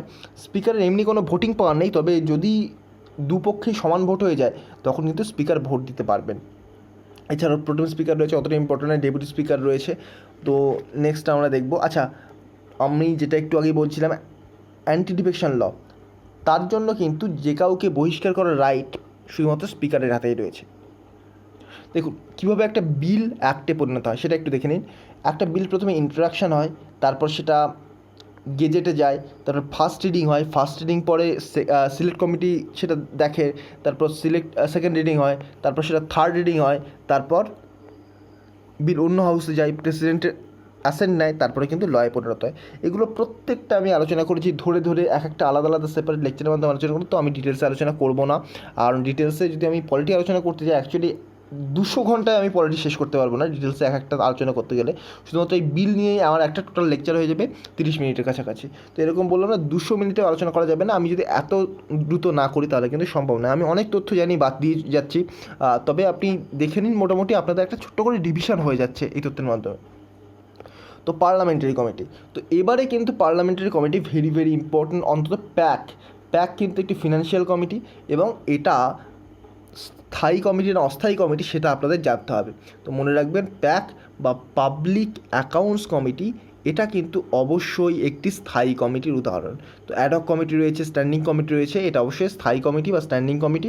তার মধ্যে ফিনান্সিয়াল কমিটি রয়েছে। তো এই যে কমিটি প্যাক এবার ভেরি ভেরি খুব ইম্পর্ট্যান্ট। রিসেন্টলি আমি বলেছিলাম, অনেকবার বলেছিলাম, তো এবার ইউপিএসসি সিএপিএফের যে এক্সাম হয়ে গেল সেখানে কিন্তু এই প্যাক থেকে কোশ্চেন এসছে। আর প্যাককে বলা হয় আইজ অ্যান্ড ইয়ার্স অফ সিএনএজি। আর প্যাকের যে চেয়ারপারসন হন তিনি কিন্তু বিরোধী দলনেতা হন সবসময়। তো এই নিয়ে আমাদের পশ্চিমবঙ্গে একটু কন্ট্রোভার্সি চলছে, স্পেশালি ডব্লিউবিসিসির ক্ষেত্রে তো খুব ইম্পর্ট্যান্ট। আর টাইপস অফ মোশনের মধ্যে অ্যাডজার্নমেন্ট মোশন, অর্থাৎ কোনো কিছুকে স্থগিত করে দেওয়ার যে মোশনটা সেটাকে বলে অ্যাডজার্নমেন্ট মোশন। প্রিভিলেজ মোশন, অর্থাৎ পার্লামেন্টের মেম্বাররা যে সুযোগ সুবিধাগুলো ভোগ করেন সেগুলোকে বলা হয় প্রিভিলেজ মোশন। ডিটেলস আলোচনা করবো না। নো কনফিডেন্স মোশন, অর্থাৎ নো কনফিডেন্স মোশন তোলা হয় যখন মনে করা হয় যে অপর দলের স্ট্রেংথ আর একেবারে নেই, তখন নো কনফিডেন্স মোশন তোলা হয়। সেই নো কনফিডেন্স মোশনে আবার ভোট হয়, যদি তারা না জেতেন তাহলে কিন্তু অবশ্যই সেই পার্টিকে বা সেই গভর্নমেন্টকে পদত্যাগ করতে হয়। এছাড়াও কলিং অ্যাটেনশন মোশন, কোনো কারণে যদি খুব গুরুত্বপূর্ণ কোনো একটা দরকার পড়ে তখন কিন্তু এই কলিং অ্যাটেনশন মোশনের মাধ্যমে স্পিকারের দৃষ্টি আকর্ষণ করতে হয়। ক্লোজার মোশন বন্ধ করার জন্য, বুঝতে পারছেন ক্লোজারের সাথে ডিরেক্ট রয়েছে। এই একটা এরিয়া ইন পার্লামেন্ট রয়েছে, অর্থাৎ 11টা থেকে পার্লামেন্ট যে শুরু হয় তারপরে 12টা পর্যন্ত। তো কোশ্চেন আওয়ার হয়, 20টা স্টার্ট কোশ্চেন হয়, আনস্টার্ট কোশ্চেন হয়। এগুলো কিন্তু ইম্পর্টেন্ট। স্টার্ট কোশ্চেন কিন্তু শুধুমাত্র মৌখিকভাবে উত্তর দিতে হয়, এর সাথে সাপ্লিমেন্টারি কোশ্চেন করা যায়। আনস্টার্ট কোশ্চেন লিখিত উত্তর দিতে হয়, অতিরিক্ত কোশ্চেন করা যায় না। শর্ট নোটিস কোশ্চেনে 10 দিন অন্তত নোটিস দেওয়া যায়, এখানে মৌখিক উত্তর দেওয়া যায় এবং অতিরিক্ত প্রশ্নও কিন্তু করা যায়। তারপর 0 আওয়ার 12টা থেকে 1টা পর্যন্ত 0 আওয়ার, তারপর 1টা থেকে 2টো লাঞ্চ, তারপর 2টো থেকে 5টা পর্যন্ত রাজ্যসভা ক্ষেত্রে 5টা পর্যন্ত, লোকসভার ক্ষেত্রে 6টা পর্যন্ত। Legislative business, half hour discussion, short duration discussion এগুলো কিন্তু করা হয়। আর ফ্রাইডেতে কিন্তু 2.5 ঘন্টা রিজার্ভ করা হয় প্রাইভেট মেম্বারের বিজনেসের ক্ষেত্রে, বিভিন্ন রকম ক্ষেত্রে। বিভিন্ন রকম এরকম মোশন রয়েছে, মোশনগুলো আপনারা একবার দেখে রাখবেন, পরীক্ষার জন্য কিন্তু ইম্পর্টেন্ট। এরপর আমরা একটু জুডিশিয়ারি সম্পর্কে আচ্ছা এখানেও স্লাইড টানিনি। সুপ্রিম কোর্ট রয়েছে, জুডিশিয়ারির মধ্যে সুপ্রিম কোর্ট রয়েছে। আর সুপ্রিম কোর্ট আমাদের 124 থেকে 147 নম্বর আর্টিকেলের মধ্যে রয়েছে। সুপ্রিম কোর্টের কিছু ইম্পর্টেন্ট এখতিয়ার রয়েছে, যেমন ধরুন অরিজিনাল জুডিকশন, যার মধ্যে কেন্দ্র রাজ্য বা কেন্দ্র এবং একাধিক রাজ্য বা রাজ্যের মধ্যে বা রাজ্য কেন্দ্র এবং তার সাথে অন্যান্য রাজ্যে যদি বিরোধ বাধে তখন কিন্তু original jurisdiction. Writ jurisdiction already আলোচনা করেছি, তবে মনে রাখবেন সুপ্রিম কোর্টের থেকে হাইকোর্টের রিট জারি করার ক্ষমতা বেশি। তার কারণ হাইকোর্ট আর্টিকেল 226 এবং আর্টিকেল 32-এর মাধ্যমে রিট জারি করতে পারে এবং সুপ্রিম কোর্ট শুধু 32 নম্বর আর্টিকেলের মাধ্যমে রিট জারি করতে পারে। তার কারণ হাইকোর্ট কিন্তু লিগাল এবং কনস্টিটিউশনাল বা ফান্ডামেন্টাল রাইট রিলেটেড রিট জারি করতে পারে, কিন্তু সুপ্রিম কোর্ট শুধুমাত্র ফান্ডামেন্টাল রাইট রিলেটেড রিটই জারি করতে পারে। আর হাইকোর্ট রয়েছে আর্টিকেল 214 থেকে 231। আরেকটি জিনিস, 143 নম্বর আর্টিকেলের মাধ্যমে প্রেসিডেন্ট কিন্তু সুপ্রিম কোর্টের পরামর্শ চাইতে পারেন। এটাও খুব ইম্পর্টেন্ট, আর্টিকেলটা খুব ইম্পর্টেন্ট। নেক্সট আমরা কয়েকটা বডির নাম দেখে নিই, নন কনস্টিটিউশনাল বডি। যেমন ধরুন নন কনস্টিটিউশনাল বডি, অর্থাৎ আমাদের কনস্টিটিউশন যখন গ্রহণ বা কার্যকরী হয় তখন যে বডিগুলো ছিল না আমাদের কনস্টিটিউশন তাদেরকে বলা হয় নন কনস্টিটিউশনাল বডি। যেমন ধরুন নীতি আয়োগ রয়েছে, ন্যাশনাল ডেভেলপমেন্ট কাউন্সিল রয়েছে, ন্যাশনাল হিউম্যান রাইটস কমিশন রয়েছে, স্টেট হিউম্যান রাইটস কমিশন রয়েছে, central bureau of investigation CBI রয়েছে, ভিজিলেন্স কমিশন রয়েছে, লোকপাল লোকায়ুক্ত রয়েছে, স্টেট ইনফরমেশন কমিশন এসআইসি রয়েছে, সিআইসি রয়েছে। এগুলো কিন্তু নন কনস্টিটিউশনাল বডি, যার মধ্যে ইউপিএসসি এবং অন্যান্য যে বডিগুলো সেগুলো একটু দেখে নেবেন। এই বডিগুলোর টেনিউর কত, এই বডির চেয়ারপারসনকে নিযুক্ত করেন, এই বডির চেয়ারপারসন এবং মেম্বারদের সদস্যদের কাজ কী, এবং এই যে বডি এই বডির প্রত্যেকটা মেম্বার এবং সদস্যদের কীভাবে অপসারণ করা যায় এবং তাদের টেনিউর কত সেটা জানতে হবে কনস্টিটিউশন বডির মাধ্যমে। ইলেকশন কমিশন রয়েছে 324-এ, ইউপিএসসি রয়েছে 315 থেকে 323, এসপিএসসি রয়েছে 315 থেকে 323, ফিনান্স কমিশন রয়েছে আর্টিকেল 323, 280 এরকম কিন্তু রয়েছে। তো মনে রাখবেন এইটা national commission for SC and ST, এটা 338 এবং 338 এ রয়েছে। এসসি কমিশনটা রয়েছে 338 এবং এসটি কমিশন 338 এ। একটা জিনিস মনে রাখবেন, যে কমিশন যে কোনো অ্যাক্টের মাধ্যমে তৈরি করা হয়েছে বা যে বডি যে কোনো অ্যাক্টের মাধ্যমে তৈরি করা হয়েছে তাকে কিন্তু বলা হয় স্ট্যাটিউটরি বডি। সেটা কিন্তু মনে রাখবেন পরীক্ষার জন্য। আর সাধারণতভাবে যেটা তৈরি করা হয়েছে সেটা কিন্তু স্ট্যাটিউটরি বডি, নন স্ট্যাটিউটরি বডি বলা হয়।